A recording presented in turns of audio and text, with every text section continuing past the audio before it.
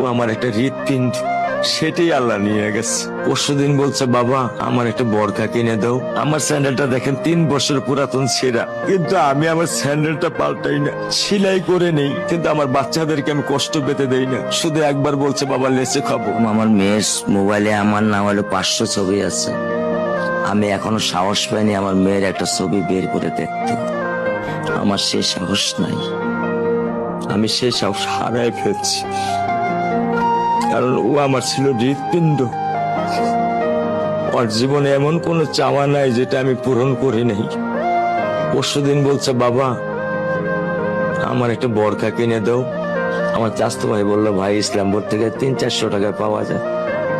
আমি সাথে সাথে নিউ মার্কেট থেকে আমি 1000 টাকা দিয়ে আমার মেয়েকে বরখা এনে দিচ্ছি। আমি দরিদ্র, ভাঙা বাসায় থাকি।